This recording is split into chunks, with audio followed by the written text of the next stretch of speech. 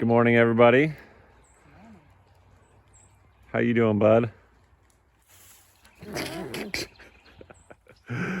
So we've just gotten over this super cold spell.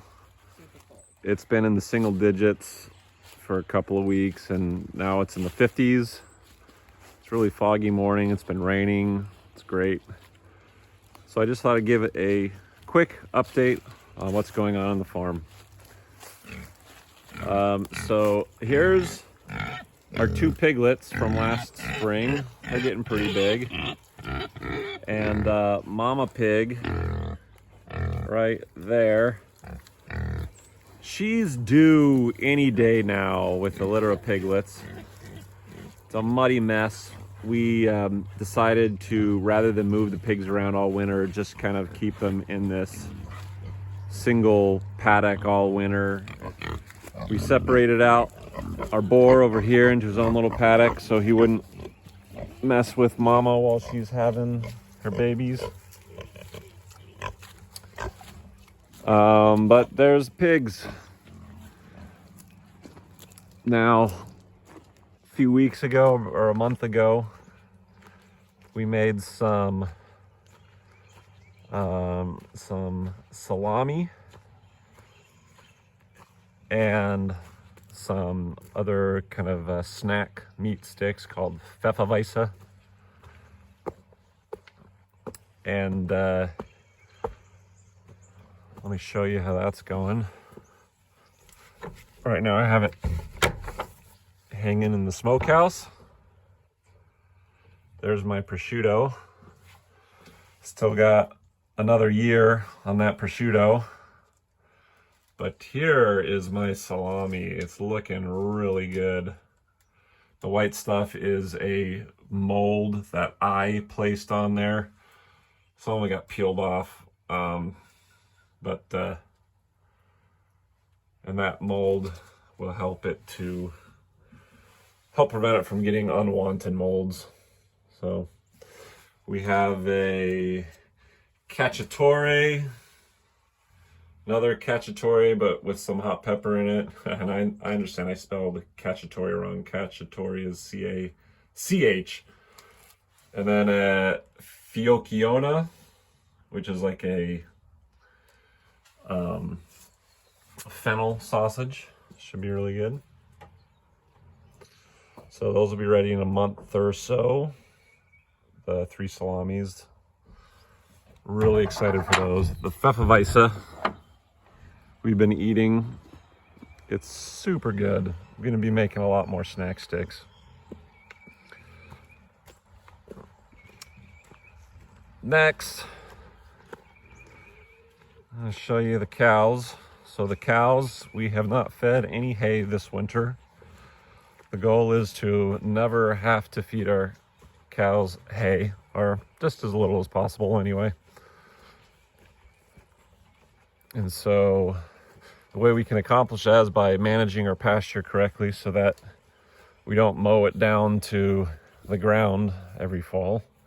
So as you can see, we have a lot of standing grass. Most of this is broom sedge, which isn't very palatable to the cows, but all this green stuff, I believe, is fescue, which it stays green, a little green all winter. So there's still, amongst all that broom sedge, there is a lot of good hay, standing hay for these cows. And so what we're doing is we're running this hose down here. I just got a new watering system that we're trying out. We did have this big 100-gallon tank over here, but that was a pain in the butt to move around, to dump the water. So now we have this 25-gallon tank, which is much more manageable. It has this new float valve that sits at the surface. So looks like I need to adjust that. And then this right here, the water, I need to tighten everything up, it's leaking. Then this water miser right here, how this works is it'll prevent this thing from freezing. So when the temperature gets below 35 or something like that, this thing will start dripping water slowly. And that slow drip will keep all the water moving, and moving water just doesn't freeze apparently. And then also the drip on the surface here will disturb the water enough that it won't freeze solid on the top. So I gotta adjust this a little bit. It's about to overflow here. But we've been putting the cows in these narrow paddocks. We're able to do this thanks to the perimeter fence. Oh, hey, it worked. Nice. So it's just barely not overflowing. But yeah, the perimeter fence allows us to more easily put up this wire. We have these really long, narrow pastures, and there's our 2 cows.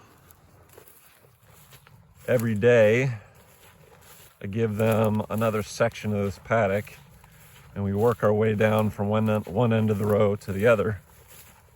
We don't back fence it because, you know, there's not a whole lot good to eat here. They've trampled it, pooped on it, peed on it, and so they'd rather spend their time over here where the grass is fresh.